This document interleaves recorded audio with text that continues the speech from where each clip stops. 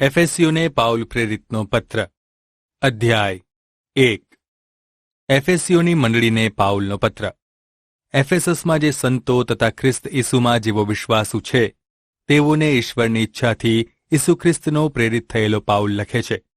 ઈશ્વર આપણા પિતા તથા પ્રભુ ઈસુ ખ્રિસ્તથી તમને કૃપા તથા શાંતિ પ્રાપ્ત હો.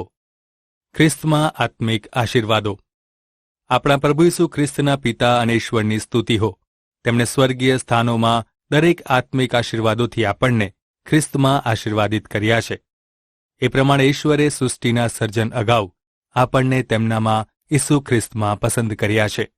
એ સારું કે આપણે તેમની આગળ પ્રેમમાં પવિત્ર તથા નિર્દોષ થઈએ. તેમણે ઈશ્વર પિતાએ પોતાની ઈચ્છા તથા પ્રસન્નતા પ્રમાણે પોતાને સારું આપણને ઈસુ ખ્રિસ્ત દ્વારા તેમના ઈશ્વરના પુત્રો તરીકે ગણવાને અગાઉથી નિર્માણ કર્યા, કે તેમની કૃપાના મહિમાની સ્તુતિ થાય. એ કૃપા તેમણે પોતાના વહાલા પુત્ર ઈસુ દ્વારા આપણને મફત આપી છે. ઈસુ ખ્રિસ્તના રક્ત દ્વારા તેમની કૃપાની સંપત પ્રમાણે આપણને ઉદ્ધાર એટલે પાપની માફી મળી છે. સર્વજ્ઞાનમાં તથા વિવેકમાં તેમણે આપણા પર એ કૃપાની બહુ વૃદ્ધિ કરી છે. તેમણે ઈસુ ખ્રિસ્તમાં પોતાના સંકલ્પથી પોતાની પ્રસન્નતા પ્રમાણે પોતાની ઈચ્છાનો મર્મ આપણને જણાવ્યો, કે સમયોની સંપૂર્ણતાની વ્યવસ્થામાં સ્વર્ગમાંના તથા પૃથ્વી પરના સર્વનો ખ્રિસ્તમાં તે સમાવેશ કરે. હા, ખ્રિસ્તમાં, જેમનામાં આપણે તેમનો વારસો નિમાયા, અને જે પોતાની ઈચ્છા પ્રમાણે સર્વ કરે છે તેમના સંકલ્પ પ્રમાણે આપણે અગાઉથી નિર્મિત થયા હતા, જેથી ખ્રિસ્ત પર પહેલાથી આશા રાખનારા અમે તેમના મહિમાની સ્તુતિને સારું થઈએ. તમે પણ સત્યનું વચન એટલે તમારા ઉદ્ધારની સુવાર્તા સાંભળીને અને ઈસુ ખ્રિસ્ત પર વિશ્વાસ રાખીને તેમનામાં આશા વચનના પવિત્ર આત્માથી મુદ્રાંકિત થયા. ઈશ્વરના આત્મા પોતાના દ્રવ્યરૂપી લોકના ઉદ્ધારના સંબંધમાં પ્રભુના મહિમાને અર્થે આપણા વારસાની ખાતરી છે. પાઉલની પ્રાર્થના. એ માટે હું પણ પ્રભુ ઈસુ પર તમારા વિશ્વાસ તથા તમામ સંતો પ્રત્યે તમારા પ્રેમ વિશે સાંભળીને તમારે સારું આભાર માનવાનું ચૂકતો નથી.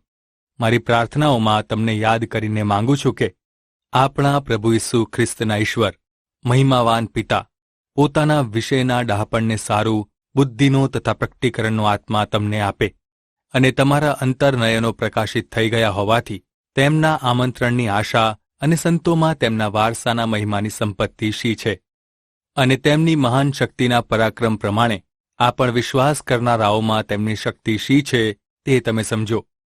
ઈશ્વરે તે પરાક્રમ ખ્રિસ્તમાં બતાવીને ઈસુને મુએલામાંથી સજીવન કર્યા, અને સર્વ રાજ્ય, સત્તા, અધિકાર, પરાક્રમ, આધિપત્ય તથા પ્રત્યેક નામ જે કેવળ આ કાળમાંનું નહીં પણ ભવિષ્ય કાળમાંનું દરેક નામ જે હોય એ સર્વ કરતાં ઊંચા કરીને પોતાની જમણી તરફ સ્વર્ગીય સ્થાનોમાં તેમને બેસાડ્યા, અને સગડાને તેમણે તેમના પગ નીચે રાખ્યા, અને તેમને સર્વ પર વિશ્વાસી સમુદાયના શિરપતિ તરીકે નિર્માણ કર્યા.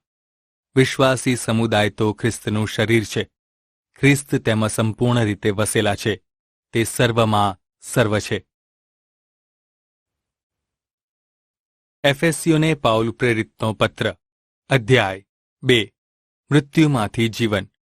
વળી તમે અપરાધોમાં તથા પાપોમાં મૃત્યુ પામેલા હતા, ત્યારે તેમણે તમને સજીવન કર્યા. એ અપરાધોમાં તમે આ જગતના ધોરણ પ્રમાણે વાયુની સત્તાના અધિકારી, એટલે જે દુષ્ટાત્મા આજ્ઞાભંગના દીકરાઓમાં હમણાં કાર્ય કરે છે તે પ્રમાણે અગાઉ ચાલતા હતા. તેઓમાં આપણે સર્વ આપણી દેહની વાસનાઓ મુજબ પહેલા ચાલતા હતા, અને શરીરની તથા મનની ઈચ્છાઓ પૂરી કરતા હતા. વળી પહેલાની સ્થિતિમાં બીજાઓના માફક ઈશ્વરના કોપને પાત્ર હતા.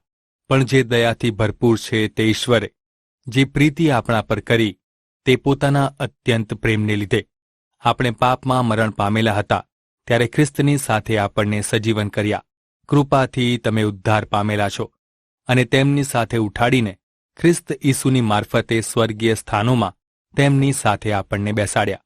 એ સારું કે ખ્રિસ્ત ઈસુમાં આપણા પર તેમની દયાથી તે આગામી કાળોમાં પોતાની કૃપાની અતિ ઘણી સંપત બતાવે, કેમ કે તમે કૃપાથી વિશ્વાસ દ્વારા ઉદ્ધાર પામેલા છો, અને એ તમારાથી નથી, એ તો ઈશ્વરનું દાન છે. કરણીઓથી નહીં, રખેને કોઈ અભિમાન કરે, કેમ કે આપણે તેમની કૃતિ છીએ. ખ્રિસ્ત ઈસુમાં સારી કરણીઓ કરવા માટે આપણને ઉત્પન્ન કરવામાં આવ્યા. તે વિશે ઈશ્વરે આગળથી એમ ઠરાવ્યું હતું કે આપણે તે પ્રમાણે ચાલીએ. ખ્રિસ્તમાં ઐક્ય. એ માટે યાદ રાખો કે તમે પહેલા દેહ સંબંધી બિનયહૂદી હતા અને શરીરના સંદર્ભે હાથે કરેલી સુન્નતવાળા તમે બેસુન્નતી કહેતા હતા. તે સમયે તમે આ જગતમાં ખ્રિસ્ત રહિત, ઇઝરાયેલની નાગરિકતાના હક વગરના, પ્રભુના આશાવચનના કરારોથી પારકા, આશા રહિત તથા ઈશ્વર વગરના હતા. પણ પહેલા તમે જેઓ દૂર હતા તેઓ ખ્રિસ્ત ઈસુ દ્વારા તેમના રક્તથી નજદીક આવ્યા છો, કેમ કે તે ઈસુ આપણી શાંતિ સમાધાન છે. તેમણે બંનેને એક કર્યા અને આપણી વચ્ચેની આડી દિવાલ પાડી નાખી છે, સલાહ કરીને પોતાનામાં તે બંનેનું એક નવું માણસ કરવાને અને વધસ્તંભ પર વેરનો નાશ કરીને એ દ્વારા એક શરીરમાં ઈશ્વરની સાથે બંનેનું સમાધાન કરાવવાને તેમણે પોતાના દેહથી વિધિઓમાં સમાયેલી આજ્ઞાઓ સાથેના નિયમશાસ્ત્રરૂપી વેરને નાબૂદ કર્યું. અને તેમણે આવીને તમે જેઓ દૂર હતા તેઓને તથા જે પાસે હતા તેઓને શાંતિની સુવાર્તા પ્રગટ કરી, કેમ કે તેમના દ્વારા એક આત્મા વડે આપણે બંને પિતાની હજુરમાં જવા પામીએ છીએ. એ માટે તમે હવે પારકા તથા બહારના નથી, પણ સંતોની સાથેના, એક નગરના તથા ઈશ્વરના કુટુંબના છો. પ્રેરિતો તથા પ્રબોધકોના પાયા પર તમને બાંધવામાં આવેલા છે. ઈસુ ખ્રિસ્ત પોતે તે ખૂણાનો મુખ્ય પથ્થર છે. તેમનામાં દરેક બાંધણી એકબીજાની સાથે યોગ્ય રીતે જોડાઈને પ્રભુમાં વધતા વધતા પવિત્ર ભક્તિ સ્થાન બને છે. તેમનામાં તમે પણ ઈશ્વરના નિવાસને સારું આત્મામાં એકબીજાની સાથે જોડાઈને બંધાતા જાઓ છો. એફેસીયોને પાઉલ પ્રેરિતનો પત્ર. અધ્યાય 3. બિનયહૂદીઓની મધ્યે પાઉલનું સેવાક્ષેત્ર. એ કારણથી હું પાઉલ, તમો બિનયહૂદીઓને માટે ખ્રિસ્ત ઈસુનો બંદીવાન, ઈશ્વરની જે કૃપા તમારે સારું મને આપવામાં આવી છે તેના કારભાર વિશે તમે સાંભળ્યું હશે કે પ્રકટીકરણથી તેમણે ઈશ્વરે મને જે મર્મ સમજાવ્યો તે વિશે મેં અગાઉ સંક્ષિપ્તમાં લખ્યું. તે વાંચીને તમે ખ્રિસ્તના મર્મ વિશેની મારી માહિતી જાણી શકશો, જેમ અગાઉની પેઢીના માણસોના દીકરાઓને જાણવામાં આવ્યું ન હતું, જેમ હમણાં તેમના પવિત્ર પ્રેરિતોને તથા પ્રબોધકોને પવિત્ર આત્મામાં પ્રગટ થયેલા છે. એટલે કે બિનયહૂદીઓ ખ્રિસ્ત ઈસુમાં સુવાર્તા દ્વારા અમારા સાથી વારસો તથા શરીરના સાથી અવયવો તથા તેમના આશા વચનના સહભાગીદાર છે.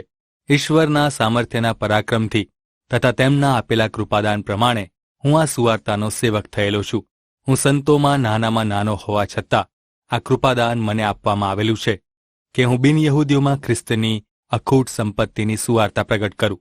અને ઈશ્વર જેમણે સર્વનું સર્જન કર્યું છે તેમનામાં આરંભથી ગુપ્ત રહેલા મર્મનો વહીવટ શો છે તે હું સર્વને જણાવું.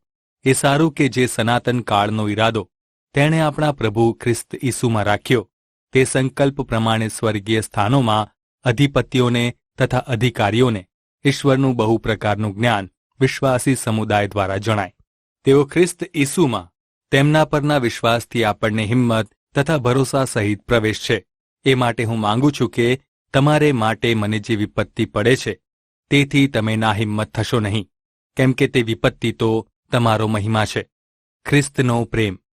આ કારણથી પિતા, જેમના નામ પરથી સ્વર્ગના તથા પૃથ્વી પરના સર્વ કુટુંબને નામ આપવામાં આવે છે, તે પિતાની આગળ હું ઘૂંટણે પડીને વિનંતી કરું છું કે તે ઈશ્વર પોતાના મહિમાની સંપત્તિ પ્રમાણે તેમના પવિત્ર આત્મા દ્વારા તમને આંતરિક મનુષ્યત્વમાં સામર્થ્યથી બળવાન કરે અને વિશ્વાસથી તમારા હૃદયોમાં ખ્રિસ્ત વસે, જેથી તમારા મૂળ પ્રેમમાં રોપીને અને તેનો પાયો દ્રઢ કરીને સર્વ સંતોની સાથે ખ્રિસ્તના પ્રેમની પહોળાઈ, લંબાઈ, ઊંચાઈ તથા ઊંડાઈ કેટલી છે તે તમે સમજી શકો. ખ્રિસ્તનો પ્રેમ જે માણસની સમજશક્તિની મર્યાદાની બહાર છે તે પણ તમે સમજી શકો કે તમે ઈશ્વરની પરિપૂર્ણતા પ્રમાણે સંપૂર્ણ થાવ. હવે આપણે માંગીએ કે કલ્પીએ તે કરતા જે આપણામાં કાર્ય કરનાર સામર્થ્ય પ્રમાણે આપણે સારું પુષ્કળ કરી શકે છે, તેમને ઈશ્વરને ખ્રિસ્ત ઈસુમાં તથા વિશ્વાસી સમુદાયમાં સર્વકાળ પેઢી દર પેઢી મહિમા હો. આમીન. એફેસીયોને પાઉલ પ્રેરિતનો પત્ર. અધ્યાય 4. શરીરનું ઐક્ય. એ માટે હું પ્રભુને સારો બંદીવાન તમને વિનંતી કરું છું કે જે તેડાથી તમે તેડાયા છો તે તેડાને યોગ્ય થઈને ચાલો. સંપૂર્ણ દીનતા નમ્રતા તથા સહનશીલતા રાખીને પ્રેમથી એકબીજાનું સહન કરો. શાંતિના બંધનમાં આત્માની એકતા રાખવાનો યત્ન કરો. જેમ તમારા તેડાની એક આશામાં તમે તેડાયેલા છો, તેમ એક શરીર તથા એક આત્મા છે, એક પ્રભુ, એક વિશ્વાસ, એક બાપ્તિસ્મા, એક ઈશ્વર અને સર્વના પિતા. ઈશ્વર સર્વ ઉપર, સર્વ મધ્યે તથા સર્વમાં છે. આપણામાંના દરેકને ખ્રિસ્તના કૃપાદાનના પરિમાણ પ્રમાણે કૃપા આપવામાં આવેલી છે. એ માટે તે કહે છે કે ઊંચાણમાં ચઢીને તે ઈસુ ખ્રિસ્ત બંદીવાનોને લઈ ગયા તથા તેમણે માણસોને કૃપાદાન આપ્યા. તેઓ પ્રથમ પૃથ્વીના ઊંડાણોમાં ઉતર્યા. જે ઉતર્યા તે ઈસુ ખ્રિસ્ત એ છે કે જે સર્વને ભરપૂર કરવાને સર્વ સ્વર્ગો પર ઊંચે ચડ્યા. વળી સંતોની સંપૂર્ણતા કરવાને અર્થે સેવાના કામને સારું, ખ્રિસ્તનું શરીર ઉન્નત કરવાને સારું તેમણે કેટલાક પ્રેરિતો, કેટલાક પ્રબોધકો, કેટલાક સુવાર્તિકો અને કેટલાક પાળકો તથા શિક્ષકો આપ્યા, ત્યાં સુધી કે આપણે સૌ ઈશ્વરના દીકરા પરના વિશ્વાસથી તથા ડાપણના ઐક્યમાં સંપૂર્ણ પુરુષત્વને એટલે ખ્રિસ્તની સંપૂર્ણતાની પાયરીએ પહોંચીએ. જેથી હવે આપણે બાળકોના જેવા માણસોની ઠગાઈથી, ભ્રમણામાં નાખવાની કાવતરા ભરેલી યુક્તિથી, દરેક ભિન્ન ભિન્ન મતરૂપી પવનથી ડોલા ખાનારા તથા આમ તેમ ફરનારા ન થઈએ, પણ પ્રેમથી સત્યને બોલીને ખ્રિસ્ત જે શિર છે તેમાં સર્વ પ્રકારે વધીએ. એનાથી આખું શરીર ગોઠવાઈને તથા દરેક સાંધા વડે જોડાઈને દરેક અંગ પોતાની શક્તિ પ્રમાણે કાર્ય કર્યાથી પ્રેમમાં પોતાની ઉન્નતિને સારું શરીરની વૃદ્ધિ કરે છે. ખ્રિસ્તમાં નવું જીવન. એ માટે હું કહું છું તથા પ્રભુમાં સાક્ષી આપું છું કે જેમ બીજા બિનયહૂદી પોતાના મનની ભ્રમણામાં ચાલે છે, તેમ હવેથી તમે ન ચાલો. તેઓની બુદ્ધિ અંધકારમય થયેલી હોવાથી અને તેઓના હૃદયની કઠણતાથી પોતાનામાં જે અજ્ઞાનતા છે તેને લીધે તેઓ ઈશ્વરના જીવનથી દૂર છે. તેઓ નઠોર થયા અને આતુરતાથી સર્વ દુરાચારો કરવા સારું પોતે વ્યભિચારી થયા. પણ તમે ખ્રિસ્તની પાસેથી એવું શીખ્યા નથી. જો તમે તેમનું સાંભળ્યું હોય તથા ઈસુમાં જે સત્ય છે તે પ્રમાણે તમને તે વિશેનું શિક્ષણ મળ્યું હોય તો તમારી અગાઉની વર્તણૂકનું જૂનું મનુષ્યત્વ, જે કપટવાસના પ્રમાણે ભ્રષ્ટ થતું જાય છે, તે દૂર કરો અને તમારી મનોવૃત્તિઓ નવી બનાવો અને નવું મનુષ્યત્વ જે ઈશ્વરના મનોરથ પ્રમાણે ન્યાયપણામાં તથા સત્યની પવિત્રતામાં સૃજાયેલું છે તે ધારણ કરો. એ માટે અસત્ય દૂર કરીને દરેક પોતાના પડોશીની સાથે સત્ય બોલો, કેમ કે આપણે એકબીજાના અંગો છીએ. ગુસ્સે થવાય ત્યારે ખુન્નસ રાખવાનું પણ પાપ ન કરો. તમારા ગુસ્સા પર સૂર્યને આથમવા ન દો અને શૈતાનને સ્થાન આપો નહીં. ચોરી કરનારે હવેથી ચોરી કરવી નહીં, પણ તેને બદલે પોતાને હાથે ઉદ્યોગ કરીને સારા કામ કરવા. એ સારું કે જેને જરૂરિયાત છે તેને આપવા માટે પોતાની પાસે કંઈ હોય. તમારા મુખમાંથી કંઈ મલિન વચન નહીં, પણ જે ઉન્નતિને સારું હોય તે જ નીકળે, કે તેથી સાંભળનારાઓનું હિત સધાય. ઈશ્વરનો પવિત્ર આત્મા, જેણે તમને ઉદ્ધારના દિવસને સારો મુદ્રાંકિત કર્યા છે, તેને ખેદિત ન કરો. સર્વ પ્રકારની કડવાશ, ક્રોધ, કપટ, ઘોંઘાટ, અપમાન તેમજ સર્વ પ્રકારના દુરાચાર કરવાનું બંધ કરો. તમે એકબીજા પ્રત્યે માયાળુ અને કરુણાળુ થાવ, અને જેમ ખ્રિસ્તમાં ઈશ્વરે પણ તમને માફી આપી, તેમ તમે એકબીજાને માફ કરો. એફેસીઓને પાઉલ પ્રેરિતનો પત્ર, અધ્યાય 5. પ્રકાશમાં ચાલો. એ માટે તમે પ્રભુના પ્રિય બાળકો તરીકે ઈશ્વરનું અનુસરણ કરનારા થાવ અને પ્રેમમાં ચાલો, જેમ ખ્રિસ્ત ઈસુએ તમારા પર પ્રેમ રાખ્યો અને ઈશ્વરની સમક્ષ સુવાસને અર્થે આપણે સારું સ્વાર્પણ કરીને પોતાનું બલિદાન આપ્યું, તેમ વ્યભિચાર તથા સર્વ પ્રકારની અશુદ્ધતા અથવા દ્રવ્યલોભના નામ પણ સરખા તમારે કદી ન લેવા, કેમ કે સંતોને એ જ શોભે છે. જે અશોભનીય છે એવી નિર્લજ્જ તથા મૂર્ખતા ભરેલી વાત અથવા હસી મજાક તમારામાં ન થાય, પણ તેને બદલે આભાર સ્તુતિ કરવી, કેમ કે તમે સારી રીતે જાણો છો કે વ્યભિચારી, અશુદ્ધ, દ્રવ્યલોભી એટલે મૂર્તિપૂજકોને ખ્રિસ્તના તથા ઈશ્વરના રાજ્યમાં વારસો નથી. તમને વ્યર્થ વાતોથી કોઈ ભૂલાવે નહીં, કેમ કે એવા કામોને લીધે ઈશ્વરનો કોપ આજ્ઞાભંગ કરનારા પર આવે છે. એ માટે તમે તેઓના સહભાગી ન થાઓ, કેમ કે તમે પહેલા અંધકારમાં હતા, પણ હવે પ્રભુમાં પ્રકાશરૂપ છો. પ્રકાશના સંતોને ઘટે એ રીતે ચાલો. કેમ કે પ્રકાશનું ફળ સર્વ પ્રકારના સદાચારમાં તથા ન્યાયીપણામાં તથા સત્યમાં છે. પ્રભુને શું પસંદ પડે છે તે પારખી લો. અંધકારના નિષ્ફળ કામોના સોબતીઓ ન થાવ, પણ તેઓને વખોડો, કેમ કે તેઓ ગુપ્તમાં એવા કામ કરે છે કે જે કહેતા પણ શરમ લાગે છે. જે સર્વ વખોડાયેલું તે પ્રકાશથી પ્રગટ થાય છે, કેમ કે જે પ્રગટ કરાયેલું છે તે પ્રકાશરૂપ છે. માટે કહેલું છે કે ઊંઘનાર જાગ ને મુએલામાંથી ઉઠ, અને ખ્રિસ્ત તારા પર પ્રકાશ પાડશે. તો સાંભળો કે તમે નિર્બુદ્ધોની જેમ નહીં, પણ ચોકસાઈથી બુદ્ધિવંતોની રીતે ચાલો. સમયનો સદુપયોગ કરો, કેમ કે દિવસો ખરાબ છે. તેથી તમે અણસમજુ ન થાવ, પણ ઈશ્વરની ઈચ્છા શી છે તે સમજો.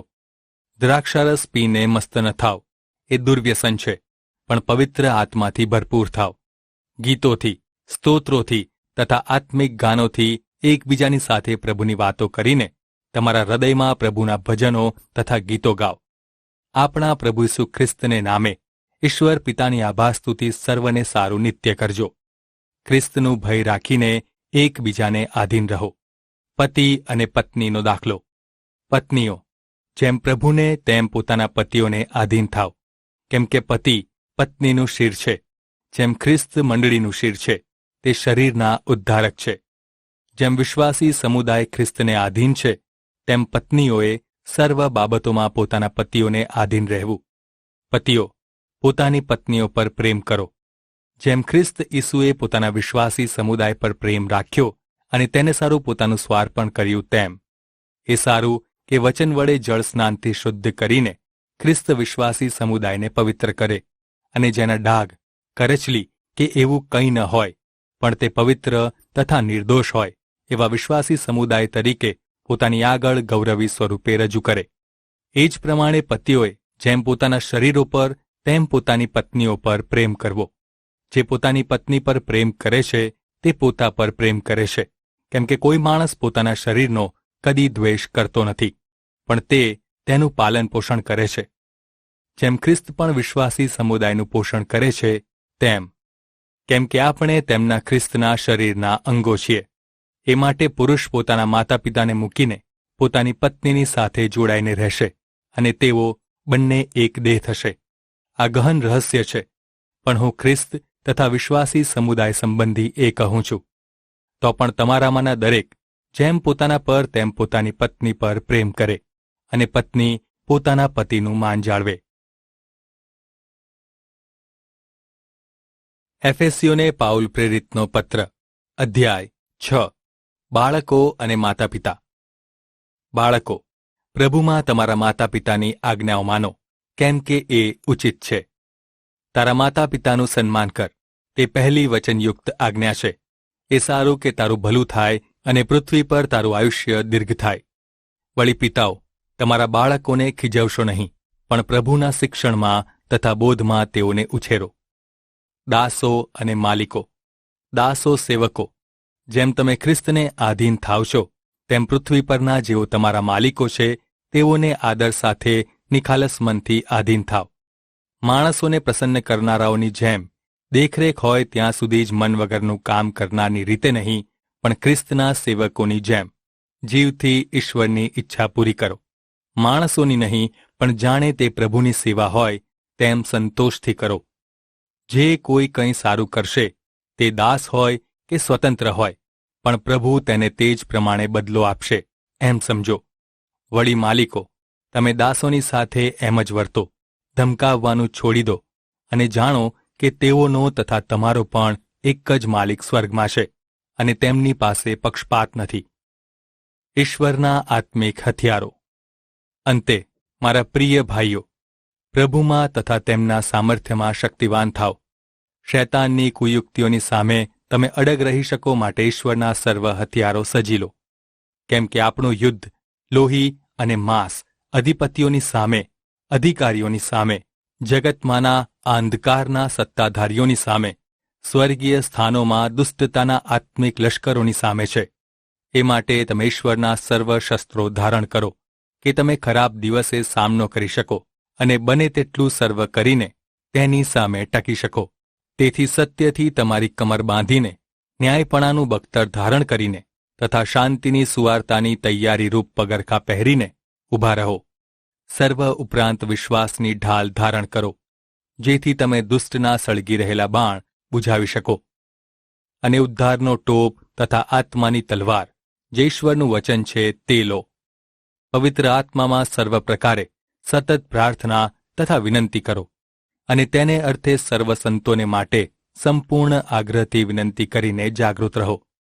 અને મારે માટે પણ પ્રાર્થના કરો, કે જે સુવાર્તાને સારું હું સાંકળોથી બંધાયેલો એલચી છું, તેનો મર્મ જણાવવાને મને મારું મુખ ઉઘાડીને બોલવાની હિંમત આપવામાં આવે, અને જેમ બોલવું ઘટિત છે તેમ હિંમતપૂર્વક હું બોલી શકું.